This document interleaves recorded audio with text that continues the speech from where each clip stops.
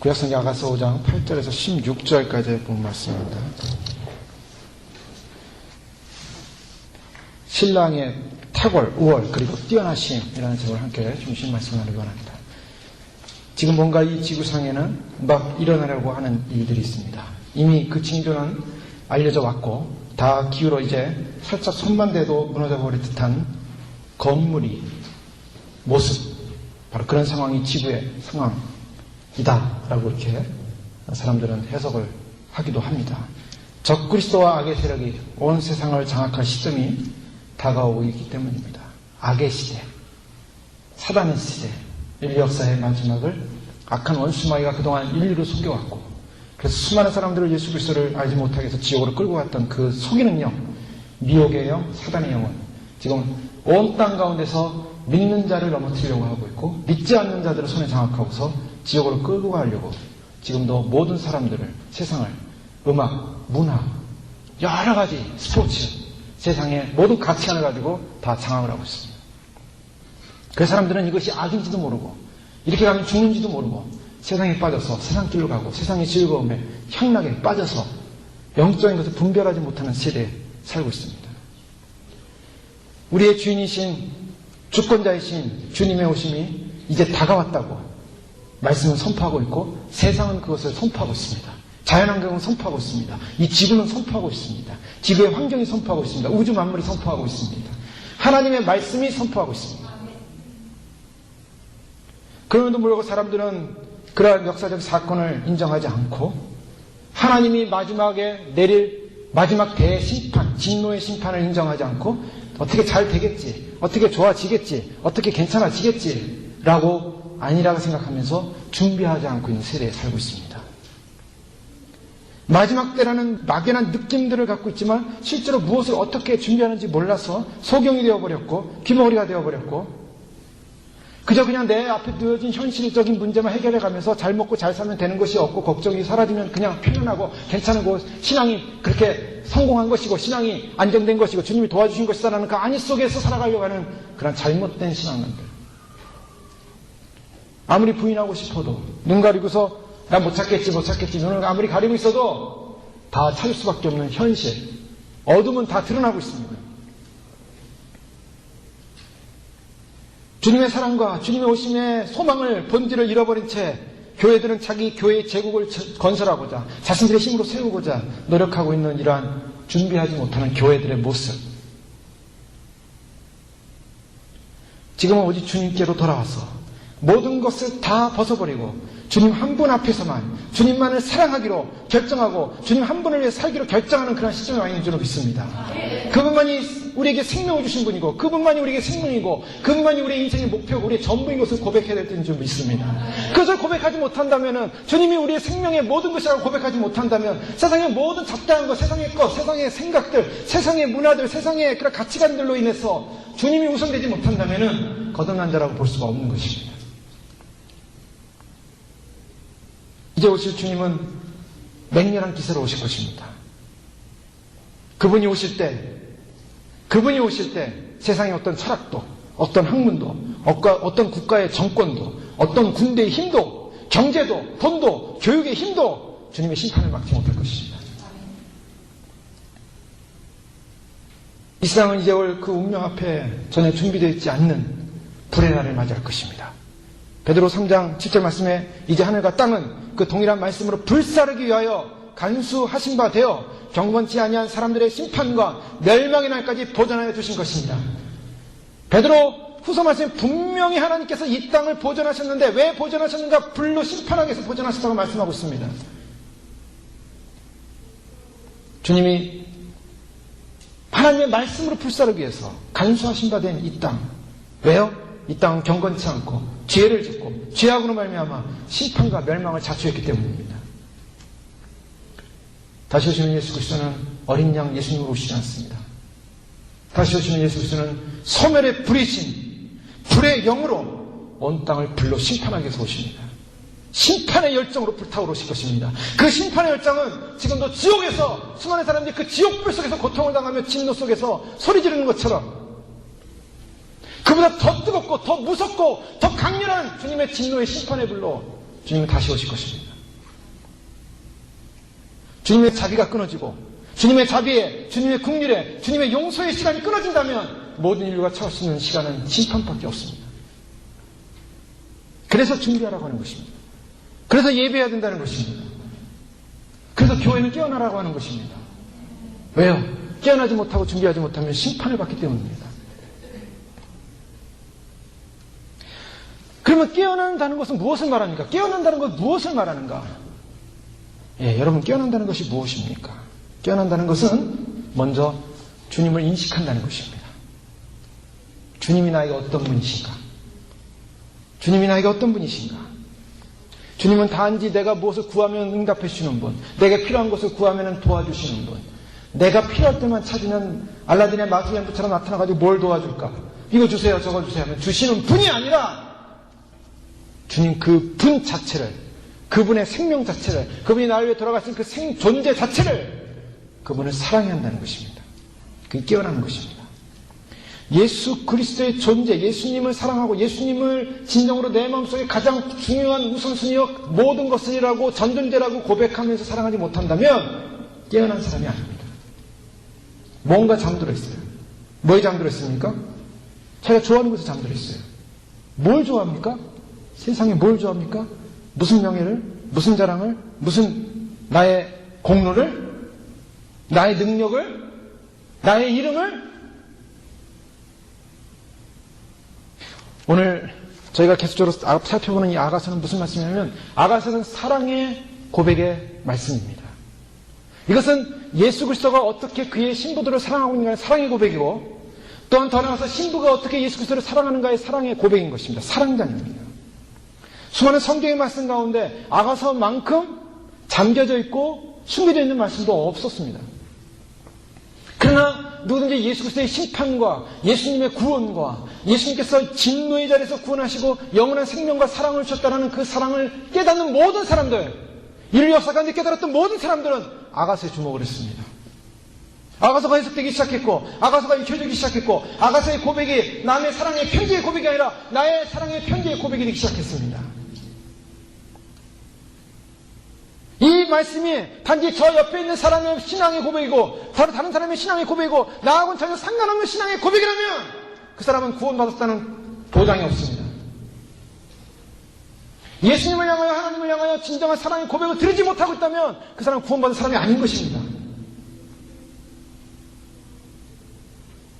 예수님을 이용해서 십자가에 나를 위하여 십자가에 못 박히신 예수님을 이용해서 그분의 보혈을 이용해서 나는 구원받았노라. 그래놓고 예수님을 사랑하지 않는 자는 구원받지 못합니다. 구원받지 못하면 어디로 갑니까? 지옥으로 갑니다. 구원받지 못하면 어디로 갑니까? 지옥의 진노의 불에서 타게 됩니다.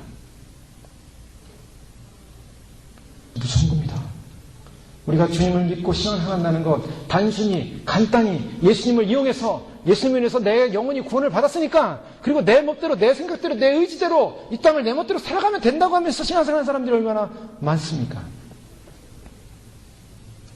자기의 의를 완성하기 위해서 예수님을 진정 사랑하는 마음도 신앙의 고백도 사랑의 고백도 없이 주님이 나를 구원해 주시겠지. 좋으신 분이니까 그 좋으신 분이 심판의 칼을 들고 목을 칠 것입니다. 주님을 우습게 여기고 주님을 만홀히 여기고 예수님을 우습게 여기고 예수님의 구원을 만홀히 여긴 죄가 얼마나 무서운 것인가. 주님은 심판의 날 드러내실 것입니다. 아가서에 나오는 신부는 바로 예수님의 그 놀라운 사랑을 경험하고 그 사랑을 경험한 자로서의 사랑 고백을 하기 시작합니다. 그것이 아가서에 지금까지 살펴본 말씀인데 그중에서 가장 결정적인 사랑의 고백이 무엇이었습니까? 그가 환난을 당하고 어려움을 당하는 그런 잠깐의 고통의 시간이 있었습니다. 테스트의 시간이 있었어요. 그 지난주 살펴봤습니다. 그 환난과 고통의 테스트는 무엇이었냐면 하나님의 예수님의 임재가 떠나가는 고통이었습니다. 예수님이 모략즙을 뚝뚝 떨어뜨리면서 바로 신부의 문빗장에 손을 집어넣는데 그것은 바로 십자가의 피에서 흘리신 고난의 주님의 구원을 향한 사랑의 손이었습니다. 그 손을 보고 신부가 달려나갔는데 그 신랑이신 본체가 안 보이시는 거예요. 여러분 때는 우리의 삶 가운데 우리가 생각지 못하는 시험이 올 때가 있습니다. 주님의 임재가 떠나간 듯한 그래서 주님이 함께하지 않는 듯한 그래서 그 두려움 속에서 그 임자가 떠남으로 말미암아 오는 그 공포와 그 절망과 그 두려움 속에서 이 신부는 달려나갑니다.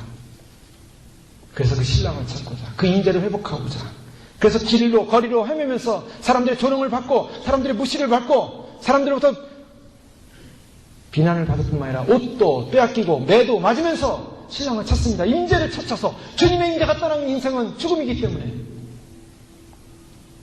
그런데 여기서 중요한 것은 예루살렘 여인들이여 내가 나의 사랑하는 나의 신랑 나의 예수님을 못 봤습니까? 하고 질문하며 던지면서 사람들에게 예루살렘 여자들에게 나의 사랑하는 사람을 만나거든 내가 당신을 찾게 병이 났노라고 그걸 알려달라고 길 좀 전해다오. 무슨 말입니까? 주님이 임재하지 않고 주님의 임재가 느끼지 않는 상황 속에서 신부의 고백은 여전히 나는 그래도 주님을 사랑합니다. 그게 신부의 사랑의 고백인 줄 믿습니다. 우리의 상황이 어떻든 우리의 환경이 어떻든 우리는 한 가지 분명히 알아야 될 것은 예수님을 향한 나의 사랑. 주님은 그걸 보고 싶으신 거예요. 내가 사랑하고 병이 났습니다. 여러분 병이 난 사람들의 특징은 뭡니까? 병이 난 사람들의 특징 정상이 아니죠. 정상이 아닙니다. 사랑병이 났어요.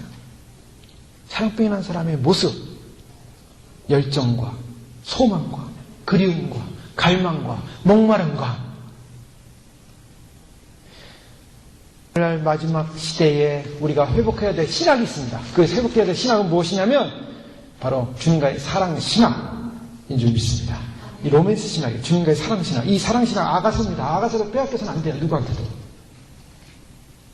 신부가 연구해야 되고 신부가 묵상해야 되고 신부가 바라봐야 되고 신부가 결정해야 되는 것입니다. 사도 바울은 주님에 대한 사랑에 깊이 빠짐으로 말미암아 그 고백한 고백이 있습니다. 고백 선언. 빌립보 3장 8절에 또한 모든 것을 해로 여김은 내 주 그리스도 예수를 아는 지식이 가장 고상함을 인함이라. 내가 그를 위하여 모든 것을 잃어버리고 배설물로 여김은 그리스도를 얻고. 이게 사도 바울의 사랑 선언문이었어요. 주님을 알고 나니까, 주님을 사랑하게 되니까, 주님을 사랑하고 나서부터는 내가 아는 모든 지식이 나 해로 여긴다. 다 배설물로 여기겠다. 모든 것을 잃어버려도 바로 그리스도를 얻는 것으로 내 인생과 삶이 모든 것임을 고백합니다. 이게 사랑 고백의 선언문이에요. 그러면서 그는 그의 삶 가운데 많은 고난이 있었습니다. 어려움이 있었습니다. 매를 맞았습니다. 굶주렸습니다. 파산의 위험도 겪었습니다. 돌로 맞았습니다. 죽을 고비로 넘기는 그런 매도 3번이나 맞았습니다. 그러면서 그는 고백하기를 그 모든 것이 사실 그리스도를 얻기 위한 과정이라고 얘기했습니다. 여러분 우리가 신앙생활하면서 때로는 어려움에 빠지기도 합니다. 진창에 빠지기도 합니다. 고난 속에 빠지기도 합니다. 그러나 그 모든 것이 그리스도를 얻는 과정인 줄 믿습니다. 고린도서 4장 17절에서 사도 바울은 우리의 잠시 받는 환난에 경한 것이 지극히 크고 영원한 영광에 중한 것을 우리에게 이루게 함이니 잠시 받는 환난에 경한 것, 그 환난, 잠시 받는 환난은 경한 것이라 했어요. 중한 것이 아니라 그랬습니다. 환난 때문에, 어려움 때문에 중병 걸린 사람처럼 우리가 살 수도 없는 것이고 우리가 당하는 환난은 잠시 받는 경한 것이다. 가벼운 것이다. 지극히 크고 영원한 영광에 중한 것을 우리에게 이루게 하기 위해서 그 환난의 과정을 겪게 하신다는 고 말씀하신 줄 믿습니다. 그래서 우리는 주님과의 깊은 영적인 사랑의 메시지를, 사랑의 고백을 주님 앞에 드리면서 고백하며 믿음으로 나가는 것이죠. 바로 이러한 믿음으로 나가는 인생이야말로 가장 복되고 아름다운 인생입니다. 그런 사람에게는 하나님의 귀한 사랑이 부어진다고 말씀하고 있어요. 마태복음 26장에 보면 우리가 베다니 문둥이 시몬의 집에 예수님이 계실 때 한 여인이 와서 매우 귀한 향유 한 옥합을 깨서 예수님의 머리에 붓고 그것을 예수님께 그의 사랑을 고백한 장면이 나오지 않습니까? 너무나 잘 알고 있죠. 마리아, 베다니의 마리아로 알려진 이 여인, 7 귀신이 들렸던 여인으로 알려져 있습니다. 그가 예수님을 만나고 새로운 사람이 되고 정결한 사람이 됐을 때 그는 예수님의 귀한 믿음의 사랑의 고백을 하고 싶었어요. 그는 유명한 여인도 아니었습니다. 사도도 아니었습니다. 제자도 아니었습니다. 책도 쓰지 않았습니다. 무슨 컨퍼런스를 개최해서 수많은 사람들에게 많은 인기를 얻는 인기 강사도 아니었습니다. 그러나 그녀의 사랑은, 열정적인 사랑은 비밀에 묻혀 있었습니다. 그녀의 마음속에 예수님을 향한 사랑으로 가득 차 있었습니다. 그 비밀로 열정으로 가득 찬 사랑을 가지고 주님께로 다가갔습니다. 그리고 그가 그동안 모아놨던, 그가 힘들어 모아놨던 요늘하면서 약 3만 불에 해당하는 가장 비싼 향유 중에 하나인 그 보석과 같은 자신의 이 전 재산을 깨가지고 예수 그리스도의 머리에 부어버린 것입니다. 순식간에 그 향유는 날아가서 그 온 방안을 채웠습니다. 배당이 문둥이 시몬의 집에 바로 예수님을 향한 그 헌신의 향유가 가득 찼을 때 사람들은 반응 어떻습니까?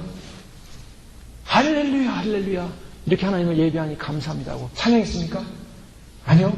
화가 났습니다. 사람들이. 화가 머리끝까지 났, 사도들이 머리끝까지 났습니다. 모든 사람들이 화를 냈습니다. 그 비싼 향유를 왜 예수님께 부었냐 이거죠. 그 돈이었으면, 그걸 제대로 헌금했으면 그걸 가지고서 좋은 일, 착한 일, 가난한 사람을 돕고 우리의 재정적인 보증도 되고 여러 가지 도움이 됐을 텐데 그걸 왜 쏟아버리냐 이거죠. 그 여인의 마음을 몰랐습니다. 그 여인의 중심을 몰랐습니다. 어떤 사람이 화를 낼 때 예수님이 그 화를 잠잠케 합니다. 그리고 그들의 반응을 무시합니다.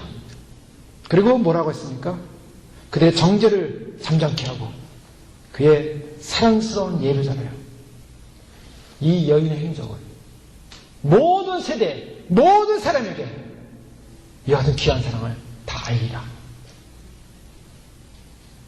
우리는 천국에 가면은 깜짝 놀랄 일이 있을 것입니다. 그것은 뭐냐면 예수님 곁에 누가 있을까? 제자들이 있어요. 예수님 저는 오른편에, 저는 왼편에 앉혀주십시오. 예수님이 오른편, 왼편에 앉는 것은 너의 알 바 아니다.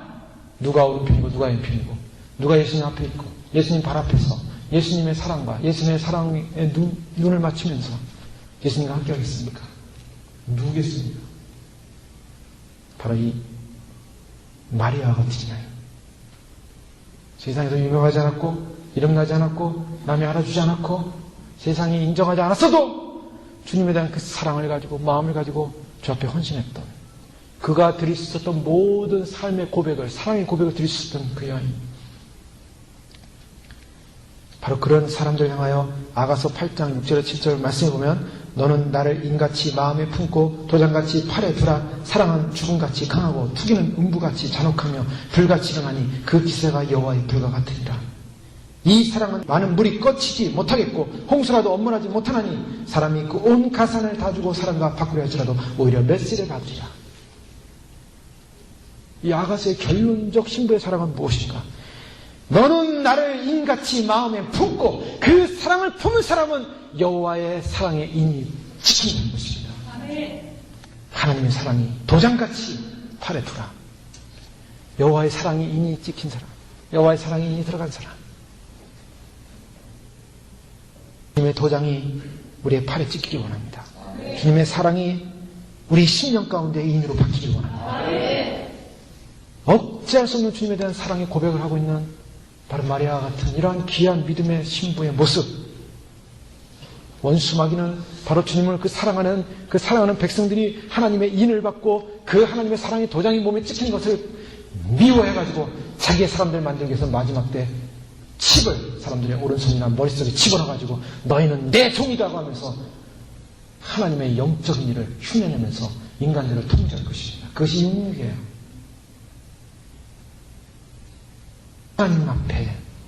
하나님 앞에 빼앗긴 신부들을 향한 억울함 때문에 어떻게 하든지 이 세상 사람들을 자기의 종으로 삼아서 결국 끌고 다니다가 지옥으로 데려가려고 악을 쓰고 있습니다. 오늘 주님을 사랑하는 것이 악한 이 스트레스 가운데 원수 마귀를 이기는 비결을 믿습니다. 주님을 사랑함으로 말미암아, 주님을 의지함으로 말미암아, 주님 사랑하고 주님의 사람이 되어 주님의 사람이 되어 주님 한 분만을 사랑하고 믿음으로 나아갈 때 승리하게 되는 줄 믿습니다. 이 여인이, 이 신부가 너무나 주님을 사랑함으로 달려다니니까 예루살렘 여인들이 도대체 그가 누구길래 그렇게 사랑하느냐라고 질문을 합니다. 그가 누구길래? 여자 중 극히 어여쁜 자야. 너의 사랑하는 자가 남의 사랑하는 자보다 나은 것이 도대체 무엇이냐? 그 사람이 누구길래 왜 그렇게 사랑하느냐라고 질문을 하고 있습니다. 여기서 이 여인들, 예루살렘 여인들은 바로 공동체, 하나님 나라의 공동체, 도성의 여인들이에요. 오늘날 하면 교회의 성도들입니다. 교회의 성도들이 예수님을 지극히 사랑하는 신도들의 모습을 보면서 도대체 너가 믿는 그 예수님은 어떤 분이기에 그렇게 나가 사랑을 보다 사랑을 더하느냐.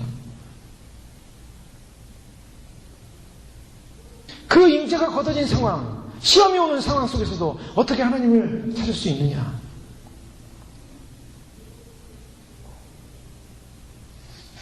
그리고 6장 1절 말씀에 보면 오늘 본문 아니지만 여자는 그렇게 여옅은 자야 너의 사랑하는 자가 어디로 갔는가 너의 사랑하는 자가 어디로 돌이켰는가 우리가 너와 함께 찾으리라. 이게 뭐냐면 그 신부의 모습을 보면서 주변에 신부처럼 사랑하지 못했던 일반 성도들이 나도 너처럼 그를 만날 수 있겠는가 나도 찾고 싶다 그런 마음을 갖게 된다는 거예요.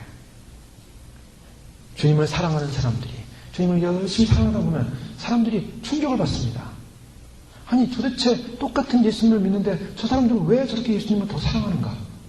왜 열정을 가지고 사랑하는가? 주변에 있는 사람들이 그러겠죠? 예수님 오심을 기다리면서 주님 사랑합니다. 사랑합니다. 주님을 기다립니다. 그러니까 왜 저 사람들은 예수님을 사랑한다고 예수님을 기다리냐 말이죠. 이상하다. 비웃을 수도 있습니다. 그리고 이상하다고 말할 수도 있습니다. 조롱할 수도 있습니다. 그러나 주님을 사랑하는 그 마음의 중심을 보니까 가짜가 아닌 것 같아요. 그래서 언젠가는 나도 당신들이 기다리는 그 주님을 만나고 싶습니다. 그런 일들이 일어날 줄로 믿습니다. 주님 오심을 기다리는 신부들을 세상의 교회는 이해하지 못합니다. 세상의 신자들도 이해하지 못합니다. 무슨 사랑을 그렇게 독특하게 하는가라는 질문을 던질 수도 있습니다. 그러나 한 가지 여기서 그런 질문을 던지는 사람들은 이렇게 볼 수가 있어요. 예수님보다 더 다른 연인을 사랑하고 있다는 것입니다. 참 유별나다. 예수님 믿는 것, 주님 오심을 기다리는 저 사람들 참 유별나다. 유별나게 예수 믿는구나. 라고 하는 사람들의 마음속으로 들어가면 그 마음속에 다른 연인을 사랑하고 있다는 거예요. 그 다른 연인이 누굽니까? 사람이 될 수도 있습니다. 친구가 될 수도 있습니다. 사역이 될 수도 있습니다. 물질이 될 수도 있습니다. 여가가 될 수도 있습니다. 쾌락이 될 수도 있습니다. 권력, 유명세. 내가 예수님을 사랑하는 그 사랑보다 더 사랑하는 무엇인가 있는 것. 예수님을 사랑하는 사람들이 이해가 안 되는 거죠. 이해가 안 되는 신부는 회개하시기 바랍니다. 누군가를, 뭔가를 더 붙잡고 있어요. 반드시 그렇습니다. 주님을 사랑하지 않는 사람은 주님을 사랑하는 자가 이상하게 보이는 거예요. 주님, 나는 왜 저 사람들처럼 이렇게 주님을 사랑하지 못하고 있습니까? 나한테 무슨 문제가 있습니까? 나에게 있는 문제를 알려주십시오라고 주님 앞에 엎드려서 기도하기 시작하면 주님이 알려주실 거예요. 너에게 이런 죄가 있구나. 나에게 도달할 수 없는 죄가 있구나. 너의 정욕, 너의 욕심, 너의 자랑, 너의 세상 만족, 너의 의, 너의 공로, 너의 자랑, 너의 교만, 너의 고집. 그것이 나와 너 사이를 막아서 너의 사랑을 내가 도무지 받을 수가 없구나. 나도 너에게 도달할 수가 없구나. 그걸 쳐서 부수고 깨트리지 아니하고서는 주님을 만날 수가 없습니다. 뭔가 신앙생활하면서 답답한, 뭔가 신앙생활하면서 두려운, 뭔가 신앙생활 해결되지 않는 그 무엇인가가 주님의 사랑을 막는 장애물이 된다면 부셔야 됩니다. 나의 자존심도 깨부셔야 됩니다. 주 앞에 납작 엎드리셔야 됩니다. 주 앞에 나의 자아를 주 앞에서 고백하며 주님만이 나를 채우소서. 주님만이 나의 모든 것이오니 나의 것은 주님 것입니다. 나의 것은 주님 것입니다라고 했는데 이것만은 내 것인데요. 뭐가 끌어당기게 있으면 그게 문제예요.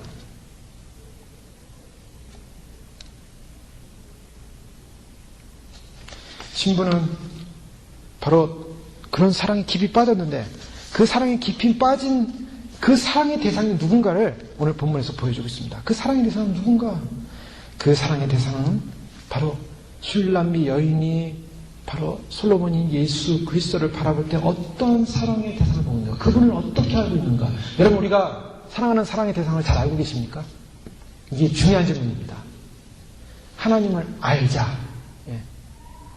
페이커 같은 신학자는, 목사님은 Knowing God라는 책을 써요. 하나님을 알자. 하나님은 어떤 분인가? 하나님의 속성, 하나님은 어떤 분인가? 여러분 신앙생활에서 좀 필요한 것이 뭐냐면 하나님은 어떤 분인가를 좀 깊이 알 필요가 있어요. 하나님의 공의적 속성, 하나님께서 어떤 심판주로 오신가, 왜 심판주로 올 수밖에 없는가, 그 공의적 속성 속에 담겨지는 하나님의 헤세드의 사랑, 영원한 인애의 사랑, 그 인애의 사랑과 공의는 함께하고 있습니다. 사랑하기 때문에 심판하는 거예요. 하나님의 사랑이 얼마나 크냐면 우리가 반대적으로 지옥을 생각하면 알아요. 지옥불을 보면 사람들은 다 두려워합니다. 지옥의 간증이나 지옥 갔다 온 사람들이나 지옥을 갔다 온 사람들이 만든 비디오를 보면은 잠이 안 와요, 잠이 안 와.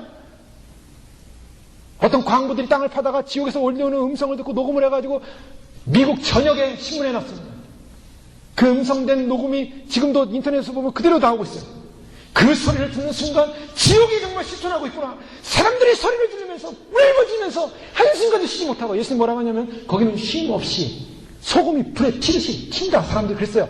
불로 튀어서 쉬지 못하고 죽지도 못하고 계속 고통당하는 거예요. 수많은 사람들이 소리를 질러대는데 그 소리를 질러대는 게 보통 소리가 아니에요. 이 지상에서 사람들이 팔이 떨어져 나갈 때, 칼에서 팔이 떨어져 나갈 때, 다리가 떨어져 나갈 때 지르는 그 고함 소리가 영원토록 지옥게 되는 것이 지옥입니다. 얼마나 끔찍하고 무섭습니까?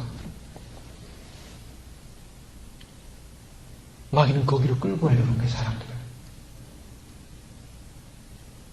근데요, 그 지옥이 실존하고 있는데 그 지옥을 보면서 뭘 봐야 됩니까? 하나님의 사랑이 얼마나 거룩하고 얼마나 위대하고 얼마나 말로 다 할 수 없는 사랑인가를 알아야 됩니다. 그런 사랑을 가지고 사랑했기 때문에 그 사랑을 배신하고 그 사랑을 거절한 자들이 당하는 그 고통은요, 하나님의 사랑이 반대인 거예요. 하나님이 그런 사랑으로 사랑하고 있어요. 어마어마한 사랑으로 사랑하고 있습니다.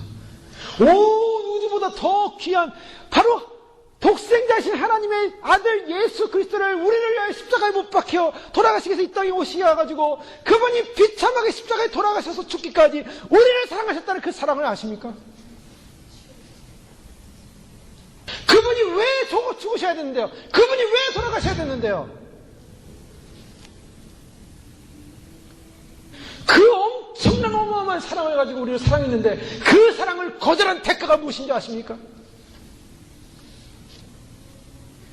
사랑의 대상이신 우리 주님, 어떤 분으로 지금 술람이 여인은 말하고 있냐면, 나의 사랑하는 자는 희고도 불고 만 사람에 뛰어난다.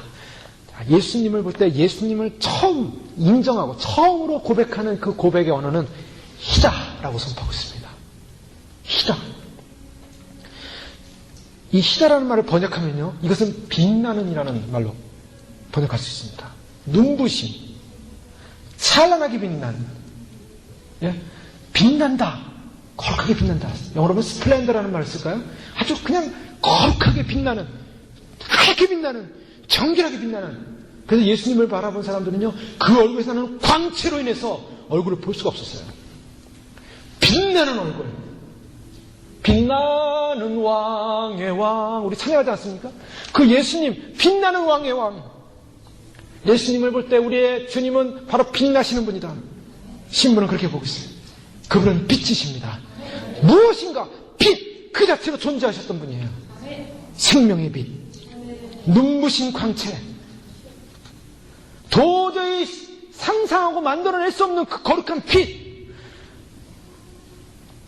예, 우리가 인테리어를 전공한 사람이나 디자이너를 전공한 사람들이 만든 집이라든가 아니면 모델하우스 같은 데 가보면 뭘 느낍니까? 우리가 보통 집에다 꾸며놓은 거하고 좀 뭔가 다른 걸 느껴요. 참 균형이 있습니다. 탁월합니다. 색깔의 조화가 뛰어납니다. 그래서 참 아늑함을 느끼죠. 아파트 같은데 렌트하러 갈 때 보면 모델 집 보여주잖아요. 딱 들어가면 그 좁은 공간도 그렇게 예뻐 보여요.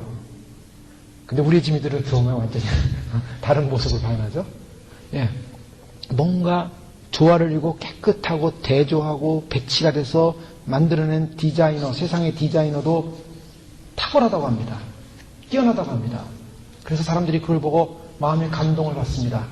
그런데요, 우리 주님은 어떤 분이신가? 우리 주님은 천상의 다이아몬드의 어떠한 구조의 아름다움보다 빛나는 분으로 완벽한 빛을 가지고 완벽한 구조를 가지고 완벽한 모습으로 빛나는 그런 주님이라고 말씀하고 있습니다. 우리는 그 주님을 믿는 거예요. 예, 계시록 4장 3절에 보면 아버지의 보좌가 벽옥과 홍보석 같다. 그랬어요. 벽옥과 홍보석. 고대의 벽옥은 투명한 다이아몬드 같은 보석이었고 홍보석은 붉은색 보석인데 에메랄드 무지개와 같은 그런 모습을 띠는 그런 보석과 같은 보좌, 밝고 환상적인 색깔로 내서 그 인격과 그분의 향기와 그분의 모습이 완전히 조화된 거룩한 모습으로 존재하면서 주님은 해같이, 주님은 거룩함, 주님은 상상을 초월하는 그 조화로, 주님은 그 어떤 죄도 그 앞에 설 수 없는 완벽함으로 빛을 발하고 계십니다. 그분은 창조의 빛이었습니다. 요한일서 1장 5절에 하나님은 빛이시라. 그에게는 어둠이 조금도 없으시니라. 창조의 시작이 빛으로 시작을 했고 혼돈과 공허와 흑암 속에 있었던 바로 그곳에 빛이 비쳤습니다.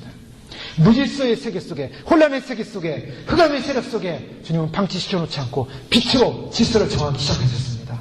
빛은 어둠을 추방하고 유일한 생명을 전달해주는 바로 존재하는 생명체입니다. 예수 그리스도는 바로 그 생명 존재로 그 빛으로서 어둠 가운데 생명을 주셨습니다. 그래서 요한복음 1장 4절에 보면 바로 예수님은 생명의 빛이며 이 빛이 사람들에게 비쳤다고 말씀하고 있습니다. 그래서 우리가 그 빛을 본 겁니다. 신부들은 그 빛을 본 사람들이에요. 어두운 가운데서 가장 완벽한 빛을 본 사람들이에요. 진짜 빛을 본 사람들이에요. 거룩한 빛을 본 사람들입니다. 바로 그분이 예수 그리스도였어요. 그 빛은 말씀이 육신이 되어 우리 가운데 거하심에 그 영광을 보니 독생자 바로 하나님의 아들의 영광이었어요. 아버지의 영광이 거기 나타나고 있었어요. 그 로고스 대신 말씀이 되신 그분이 우리 가운데 왔음에 우리가 그분을 보는 순간 빛을 보기 시작했고 우리 안에 어둠이 떠나가기 시작했고 어둠 안에 죽음이 떠나가기 시작하고 그래서 10편 119편 105절은 주의 말씀은 내 발의 등이요 내 길의 빛입니다. 내 길의 빛이 주의 말씀이 빛입니다. 주님이 없이는 한순간도 한 걸음도 나갈 수 없는 존재인 것을 발견하게 됩니다. 그 빛은 우리에게 소망을 주시겠습니다. 예수 그리스도는 우리에게 어떤 소망을 주셨습니까? 바로 사는 구속의 소망을 주셨습니다. 생명의 소망을 주셨습니다. 마귀가 심어주는 것은 가만히 보니까 전부 절망이에요. 죽음이에요. 두려움의 공포. 죽음의 공포. 그래서 죽음 속으로 자꾸 끌고 가려고 해요. 죽는다 속이는 거예요. 마귀가 자꾸 그 어둠 속으로 끌고 가는 그 원수마귀. 그런데 예수 그리스도의 빛이 들어가면 예수님의 빛이 들어가면 생명의 빛이 들어가면 생명의 빛이 붙잡기 시작하면 산다. 나는 부활이요 생명이니 나를 믿는 자는 죽어도 살겠고 살아서 나를 믿는 자는 영원히 죽지 아니하리라. 주님께서 말씀하실 때 결론이 오니까 죽어도 살겠고 살아서 믿는 자는 영원히 죽지 아니하리라. 산다라고 말씀하고 있습니다. 사는 믿음, 우리가 갖는 믿음은 생명의 믿음, 사는 믿음인 줄 믿습니다. 이게 소망의 빛입니다. 예수님을 보는 그 순간에 우리는 내 안에 살아있는 생명이 느끼기 시작하는 것이고 예수님의 빛이 내 안에 들어오기 시작할 때 죽음이 떠나가는 줄 믿습니다. 사망의 두려움도 떠나갑니다. 그것이 바로 산자의 특권이요. 마지막 때 주님 오실 때 산자의 특권과 믿음을 가지고 주님을 기다리는 백성들은 바로 그 믿음으로 살게 되는 줄 믿습니다. 우리는 죽지 않고 주님을 보게 될 것입니다. 바로 그것이 우리의 소망입니다.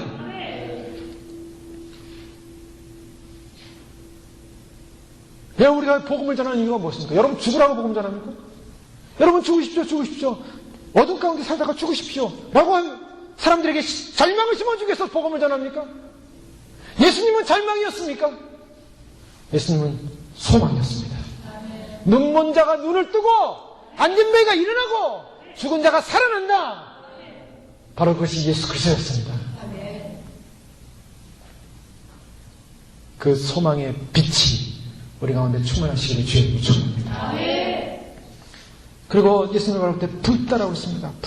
불다라는 것은 얼굴이 불다라는 것은 건강을 상징하기도 하고 용모의 아름다움을 상징하기도 합니다. 다윗을 말할 때 다윗은 얼굴이 붉으셨다라고 표현하고 있죠. 그것은 뭐냐면 바로 예수 그리스도의 어떤 한 모형으로서 건강한 모습, 그리고 젊음의 모습, 활력의 모습, 생명의 모습을 보여주고 있습니다.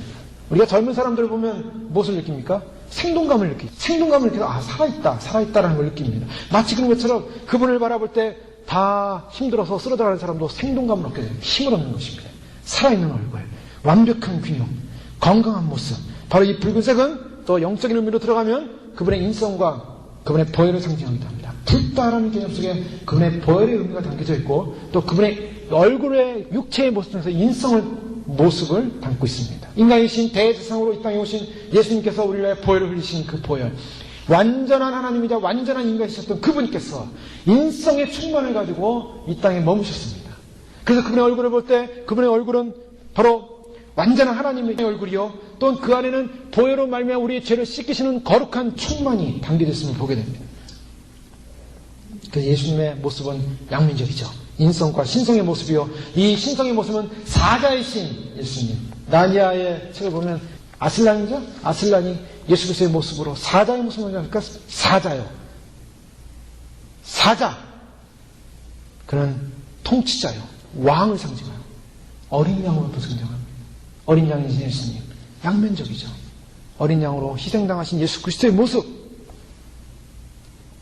바로 우리를 위하여 완벽한 인성을 가지시고 우리의 죄를 씻으시기 위해서 이 땅에 오신 바로 하나님의 아들 신이신 우리의 창조자이시고 우리의 아버지가 되시고 우리의 신랑이 되시는 예수 그리스도가 바로 우리와 함께하고 우리에게 생명을 주고 우리를 씻고 정결케 하는 그 완벽하신 분이라는 것을 보고 있는 것입니다. 더나아가서 만 사람에 뛰어난다. 이 만 사람이라는 것은 만 명의 사람을 말해요. 숫자적으로. 이것은 영어로 더 치피스트, 가장 높으신 분, 가장 뛰어나신 분, 어떤 사람들보다 존귀하신 뛰어나신 분이라는 것을 상징합니다. 그분이 비교할 수 없는, 세상과 비교할 수 없고 존귀한 독특한 분이라는 것을 상징하고 있습니다. 우리가 믿는 예수 그리스도는 세상이 누구와도, 세상의 어떤 피조세계와도 비교할 수 없는 가장 뛰어나신 주인이시오, 가장 뛰어나신 우리의 왕이시고 가장 뛰어나신 통치자인 줄 믿으시기 바랍니다. 우리가 그분을 믿어요. 머리는 정금 같고 그 머리는 주권적 권위를 말하고 있습니다. 예수님의 머리는 바로 교회를 통치하시는 주권자요. 정금이라는 것은 무엇을 상징합니까? 정금은 신성을 상징해요. 그래서 예루살렘 성이 금으로 되어 있어요. 그건 하나님의 신성을 상징하고 있는 거예요. 천국은 보석으로 되어 있다 그랬죠? 보석 자체가 뭡니까? 하나님의 거룩함과 하나님의 성품을 반증하고 있는 거예요. 그래서 하나님을 잘 담고 하나님을 잘 섬기면은 우리에게 보석이 붙는 것입니다. 하나님의 성품이 붙는 거예요. 그래서 많은 열매와 성령의 열매와 은혜, 믿음의 열매를 맺히게 되면 그것이 다 보석이 돼서 나한테 나중에 다 돌아오는 상급이 되는데 그 왜 보석을 주시는가 하나님이? 보석 가지고 막 자랑하라고. 나는 부자라고. 뽐내라고. 물론 그런 것도 있어요. 천국에도. 뽐내고 자랑하는 것도 있습니다. 사람들이 부러워하죠. 내가 세상에 살 때 좀 더 잘할 걸. 세상에 살 때 좀 더 겸손하게 섬길 걸. 세상에 살 때 좀 더 영적인 일을 할 걸. 세상 일 바빠가지고, 먹고 사는 일 바빠가지고, 영적인 일 하나도 안 하다가 상급도 없이 와가지고, 아이고, 부끄러워라. 부끄럽지만은 행복합니다. 천국에 와 있기 때문에. 그러나 영광과 영광을 비교하면 어떻습니까? 여러분, 그래요. 여러분 신앙생활 열심히 안 하다가요. 어떤 사람은 신앙생활 열심히 해가지고 주 앞에 헌신해가지고 믿음으로 살면서 믿음의 삶을 살고 하나님 앞에 아름답게 드려진 모습 보면 굉장히 부럽습니다. 나도 저렇게 살았어야 되는데 나도 저렇게 살았으면은 저런 사람이 넣는 영광을 누릴 텐데 그런 거 있지 않겠습니까? 영적인 부러움이에요. 바로 그런 부러움을 말하는 거죠. 수치스러운 부끄러움이라기보다는 영적인 부러움, 갈망함. 정말 믿음으로 저렇게 살았을 때 오는 그 영광스러운 그 영광의 주님으로부터 받는 그 영광의 모습을 보면은 참 부러운 것입니다. 그 고난을 헤치고 와서 믿음으로 세워진 모습을 보면 참 아름다운 거예요. 예수 그리스도는 바로 하나님 그분으로서 정금으로서 그분의 신성과 그분의 능력을 보여주고 그분의 탁월성을 보여주면서 완전한 리더십을 보여주면서 완전한 삼위의 연합 가운데서 바로 우리들을 향하여 교회를 향하여 리더십으로 주권자로 정결한 모습으로 주님은 함께 하십니다. 그래서 주님이 있는 곳에는 이 정금과 연관돼서 많이 나와요. 구약에 보면은 언약궤가 나오는데 그 언약궤는 바로 하나님의 신성이 임하는 하나님의 임재가 임하는 곳이죠. 하나님의 임재가 임하는 그 장소에 있어야 될 언약궤는 뭘 만들었습니까? 아카시아 나무에 금을 입혔어요. 정금으로 입혔습니다. 하나님의 영광을 상징합니다. 또한 주님의 머리털은 무엇입니까? 머리털은 고불고불하고 까마귀같이 고불하고 머리털은 바로 이 머리털은 헌신과 청춘의 열정과 같은 것을 상징하기도 하는데요. 머리털과 관련해서 성경에 여러 가지 이야기가 나옵니다. 특별히 머리카락이 있느냐 없느냐 부끄러움이냐 아니냐 그렇게 상징적으로 표현되기도 하고요. 또 건강과 아름다움을 상징하기도 합니다. 미가는 포로로 잡혀가는 유다의 자손들을 머리털 없는 독수리의 이미지에 비유했습니다. 미가서 1장에 보면 머리를 깎지 않고 자기가 놔두는 나시린의 모습을 통해서 머리가 하나님에 대한 서약과 헌신의 상징이구나, 헌신의 상징이구나 라는 걸 보게 됩니다. 예수님은 그의 머리털로 상징적으로 바로 우리를 향한 헌신, 충성, 사랑, 그것을 존재하신 분이다 라는 걸 보여주고 있습니다. 또한 예수님의 눈은 무엇입니까? 오늘 말씀에 눈은 시냇가의 비둘기 같은데 젖으로 씻은 듯하고 아름답게 바뀌구나. 예수 그리스도의 눈은 무엇을 상징하냐면 시냇가의 비둘기 같은 눈, 즉 정결하고 거룩하고 충성된 그 눈을 가지십니다 라는 걸 보여주고 있습니다. 주님은 전지하신 분이라고 그러죠. 전지하시다. 모든 것을 아신다. 무한하시고 모든 것을 아시는 분이 다 감추인 것을 드러내시는 분이라고 말씀하고 있습니다. 그래서 주님의 불꽃 같은 눈동자 앞에서 죄가 드러나지 못할 죄가 없다고 말씀하고 있어요. 그 천국에 가면은 우리 안에 있는 모든 우리의 일생에 기록된 책이 있는데 그 일생에 기록된 책에 모든 죄의 목록이 다 깨알같이 적혀 있는 것이죠. 우리가 생각으로 지은 죄, 마음으로 지은 죄, 행동으로 지은 죄, 모든 죄가 다 기록되어 있는 거예요. 그래서 주님 모실 때 회개해야 될 이유가 그렇기 때문에 그 기록된 죄를 씻어야 됩니다. 기록된 죄를 씻어야 돼요. 그래서 회개하는 겁니다. 왜 예수 믿은 사람이 예수 믿었으면 다 죄 씻음 받고 용서 받았으면 된 거지 무슨 회개하라고 말합니까? 왜 회개하라고 해요? 예수님 믿고 우리가 신분의 변화는 왔지만 죄는 아직 덜 씻어진 게 많아요. 그래서 그 죄를 뿌리 뽑아야 됩니다. 우리가 지금 우리의 육체는 주님으로부터 육체를 받아가지고 지금 육체의 이 땅을 살고 있습니다. 다른 예수 안 믿는 사람 다 육체 살고 있어요. 그 예수님 안 믿는 사람도 다 마음과 생각을 가지고 다 도덕적 유래에 의해서 살아갑니다. 하나님이 만들어놓은 아직의 그 은총의 그런 제도 가운데 사람들은 이성, 에고라는 이성을 가지고 그리고 슈퍼 에고라는 도덕적 기준에 의해 사람들이 살아가고 있어요.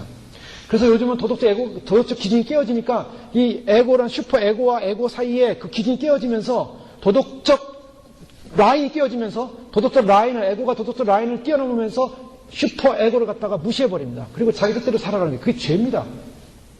우리가 그렇게 살면 안 돼. 이렇게 살면 잘못됐어. 이렇게 살면 안 돼. 그런데 요즘 아이들 어떻습니까? 그런 거 무시해버려요. 그리고 사람들의 관계도 무시해버리고 자기 멋대로 자기 뜻대로 자기 폭력적으로 자기가 하고 싶은 대로 하는 건 그래서 사람들이 그래 말세다 말세 세상이 말세다 아이들이 다 변해가고 있고 세상이 또 죄로 관영하고 있구나. 그게 뭐냐? 그 인간 안에 있는 하나님께서 만들어놓은 하나의 그런 자연 은총적 그런 틀이 있었는데 그 틀이 깨어지는 시대에 살고 있어요. 왜요? 다 데모나이트 때문에 다 귀신화돼가고 있어요. 전부. 그런 세대 속에 이 도덕률이 깨어져가는 그런 세대 속에 살고 있는 우리가 하나님의 주권적 통치 안에 머물면서 하나님의 주권적 통치 안에 지금 살아가게 된다는 것이 얼마나 위대한 질서의 회복인지 모릅니다. 그 질서의 회복 가운데 살아가야 될 사람들은요. 그 질서의 회복이 깨지고 있어요. 그래서 그 질서의 회복이 깨지는데 그 소위 말해서 슈퍼에고와 에고라는 그 도덕률 안에 있는 인간 안에 뭐가 들어오냐면 사단이 개입을 하는 거예요. 사단이 개입을 해요. 우리 안에 있는 성령님에 의해서 우리가 영의 사람이 됐는데 영의 사람이 됐음에도 불구하고 우리 안에 혼적인 아직도 변화되지 않은 그런 육의 요소에 완전히 주님 나라에서 성화되지 못했기 때문에 남아있는 혼적인 육의 요소 가운데 죄악이 담아있어요. 그래서 예수님께서 뭐라 하냐면 사람의 입에서 나오는 것 속에서 나오는 것이 악하다고 그랬습니다.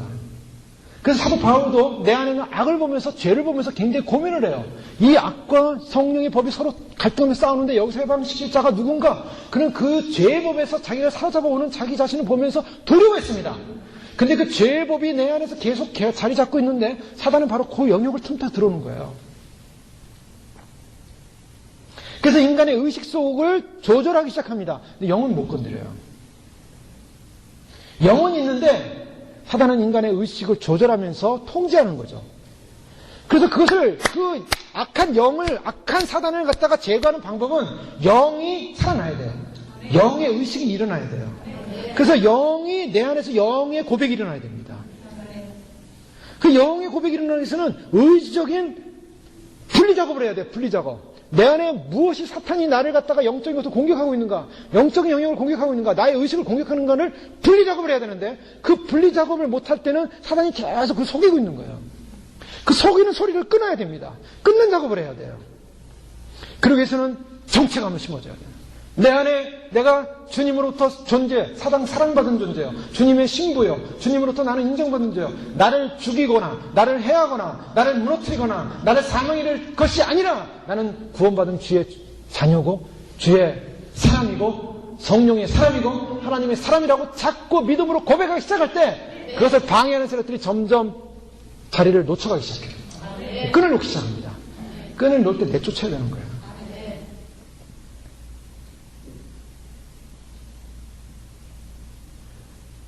우리는 수없이 우리 안에도 수없는 사단이 의심을 집어넣고, 수없는 사단이 여러 가지 불신을 집어넣고, 수없는 사단이 죄악을 집어넣습니다.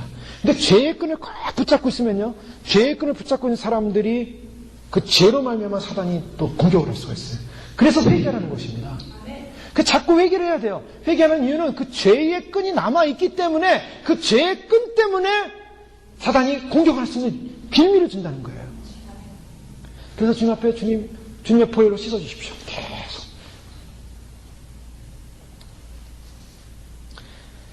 주님께서 다 우리의 죄를 아시기 때문에 우리의 죄를 주님의 불꽃 같은 눈에 다 드러날 때 우리는 어떻게 되겠습니까? 정말 우리는 그 죄로 말하면 형벌을 받을 수밖에 없어요. 그래서 주님은요, 주님을 믿는 사람들에게 1차적으로 천국에 데려가기 위해서 이 땅 가운데 주님이 그 죄에 대한 심판을 하십니다. 개인 심판이라래요. 그 땅에 우리가 그리스도인들이 예수님 믿고 나서 고난을 많이 당하죠. 어려움을 당하죠. 그럼 물론 연단도 받고 하나님께서 우리를 성숙하게 하는 과정도 보지만 그 과정 속에는 우리가 우리의 잘못과 죄로 인한 어떤 결과도 많이 있어요. 이게 인간 보조로 이거냐 저거냐라고 다 따질 수 없지만 하나님의 계획 가운데 그게 있어요. 그 연단을 겪는 것입니다. 그래서 그 연단을 겪고 죄에 대한 그동안 우리가 지어왔던 그 죄에 대한 결과에 대한 심판을 당하면서 우리가 딱 살아나는 거예요. 그 어떤 사람은 그 심판을 해서 병들어서 청구하는 분도 있고, 그 고통 속에 병하는 분도 있고, 세상에 살면서 어려움을 겪는 분도 있고, 사람마다 다 다른 것이죠. 그러나 그런 연단을 통해서 주님을 더 만나게 되고, 주님을 사랑하게 되고, 죄의 값을 치르는 겁니다. 자, 여기서 죄의 값을 치르지 않으면 어떻게 되겠어요? 죄값은 죽음 이후로 넘어갑니다. 죽음 이후로 죄의 값이 넘어가면 지옥 가요. 그래서 절대로 죽음 이후 넘어가기 전에 회개하고, 넘어가기 전에 주님 앞에 나오고, 넘어가기 전에 씻어야 된다는 거예요. 그래서 주님 만나기 전에 회개가 강조되는 것입니다. 그래서 그 회개를 통해서만이 정결해지는 거예요. 예수 믿었어도, 믿고 있어도 회개해야 되는 거예요. 계속적으로. 그러면 나머지 다 회개 못한 건 어떻게 됩니까? 그건 주님의 긍휼로 씻어진 줄 믿습니다. 그래서 성령님이 우리를 중보하시는 거예요. 성령이 우리를 위해서 중보하시는 거예요. 내가 주님 죄 씻기 원합니다라고 하는데 내 안에 있는 죄가 아직도 나를 씻지 못하고 있기 때문에 주 앞에 간구하고 있을 때 성령께서 우리가 알지 못하는 우리가 연약한 부분을 간구함으로, 우리와 대신 간구함으로, 애통함으로 성령님께서 우리를 위하여 중보하시며 용서를 구하시는 거예요. 그래서 그것이 천국에 있는 우리의 제목이 다 지워져야 생명체에 우리의 이름이 올라가는 것입니다. 예수 믿으면 생명체에 내 이름 올라갔으니까 나는 이제 죽어도, 나는 죄 아무리 져도 나는 하나님 나 구원할 거야. 아니에요. 성경을 보세요. 요한계시록을 보세요. 내 이름을 생명책에 지우지 않겠다. 지우는 사람도 있다는 말씀이에요. 그럼 못하는 다 구원받은 사람들이 전부 다 천국 가 있어야죠. 예수님 믿고 세례받은 사람은 전부 다 천국 가 있어야죠. 그래서 온라인에 천국의 초대의 책을 보십시오. 청교도 신앙자들이, 신앙하시는 그 선배들이 어떤 믿음을 가졌는가. 죄에 대해서 예수 믿는 자들이 거짓 회개를 하고 회개한 것처럼 살아가고 있을 때 그 자는 그 죄로 말미암아 지옥 간다고 분명히 말하고 있어요. 청교도 신학이에요. 조나단 에드워드도 그 얘기를 하고 있고 모든 청교도 신학자들이 그 얘기를 하고 있어요. 그는 칼빈주의예요. 오늘날 많은 사람들이 예수만 믿으면 다 천국 간다. 이 하나로 다 그냥 끝난 거예요. 그래서 자기 멋대로 살아가면서, 자기 뜻대로 살아가면서 죄를 짓는 거죠. 주님은 우리에게 그것을 경고하십니다. 그래서 마지막 때 주님 오시면 사망하는 저희들이 주님 앞에서 불꽃 같은 눈으로 우리를 바라보시는 주님 앞에 회개해야 되는 줄 믿습니다. 또한 주님은 우리에게 회개할 죄를 보시는 것만이 아니라 충성된 자를 찾겠어요. 주님께서 그 눈을 가지고 우리를 바라보시면서 충성된 자를 찾습니다. 그리고 충성된 자를 통해서 그 거룩하신 눈으로 그 충성된 자에게 믿음을 주시고 그 충성을 찾으셔서 마지막 때 주의 사랑의 귀한 일꾼으로 세우시는 줄 믿습니다. 우리는 지금 말씀을 다 살펴볼 수 없는 다음 시간에 살펴보겠는데요. 주님께서 참으로 우리에게 어떤 분이신가? 나는 어떤 주님에 대한 사랑을 고백하고 있는가? 주님에게 정말 나는 사랑이 병이 났는가? 주님, 나의 남은 생에 주님 한 분만을 사랑함으로 나에게 모든 전쟁자가 되신 주님 한 분만을 사랑함으로 주님께 사랑을 고백함으로 병이 남으로 주 앞에 우리 인생을 드리고 거룩하신 주의 능력 안에서 거룩하신 주의 진리 안에서 거룩한 그 빛의 영광 가운데 주님을 만날 수 있게 하시고 주님의 얼굴 보게 하시고 사랑하는 신랑 만나게 축복하여 주시옵소서. 같이 기도하겠습니다. 이 시간 기도할 때 같이 기도합니다. 할렐루야. 아버지 하나님 감사합니다. 주님께서 주의 성령으로 임하여 주시고 하나님의 진리로 임하여 주셔서 아버지 하나님 생명의 영으로 생명의 권능으로 아버지 인도하신 하나님을 찬양합니다.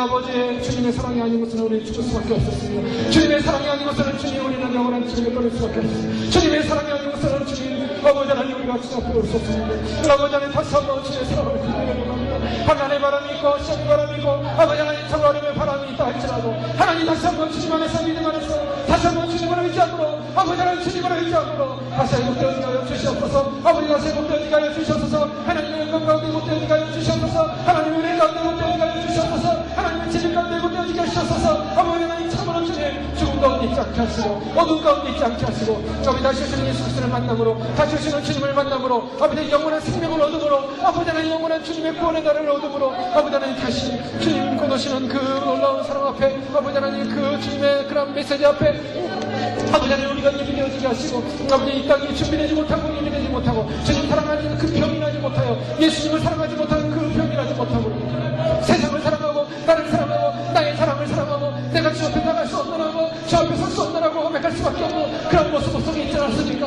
하나님 얘기합니다. 하나님 얘기합니다. 용서해 주시고 다시 한번 아버지 하나님 정성하게 주님을 사랑하고 주님의 완벽하신과 주님의 거룩하신과 주님의 정결하신과 주님의 완벽하신과 주님의 진리와 주님의 생명과 주님의 나라와 주님의 의와 주님의 영광을 보면서 아버지 우리 영혼이 심령이 깨어나며 아버지 우리 영혼이 주님을 바라보며 아버지 하나님 주님의 나라를 바라보며 아버지 하나님 주의 영광을 바라보며 아버지 하나님 주님의 심령으로 아버지 하나님 우리의 영이 뜨거워지며 아버지 하나님 주님을 사랑하는 그 영혼으로 심령으로 올려가 주님 앞에 달려나갈 수 있는 그 믿음으로 회복되어지게 하시고 그 믿음으로 변화되어지게 하시고 그 믿음으로 열정을 갖게 하시고 그 믿음으로 주님을 사랑하게 하시고 그 믿음으로 주님을 바라보게 하여 주시옵소서. 아버지 하나님 우리 가운데 고통 가운데 있는 절망 가운데 있는 아픔 가운데 있는 아버지 하나님 그런 영혼조차도 주님의 사랑으로 주님의 능력으로 주님의 권능으로 다시 한번 회복하여 주셔서 온전한 사랑을 회복하며 온전한 주님의 온전함을 회복하여 완전하신 주님 때문에 완전하신 주님 때문에 완전함을 얻는 귀한 믿음의 역사를 이루게 하여 주시옵소서. 아버지 하나님 주님이 마지막 때 아버지 하나님 이때 주님을 사랑하느라고 주님을 사랑하기에 병이 나느라고 고백하시는 저희들의 심령이 될 수 있도록 아버지 하나님 도와주시고 역사하시고 인도하여 주시옵소서.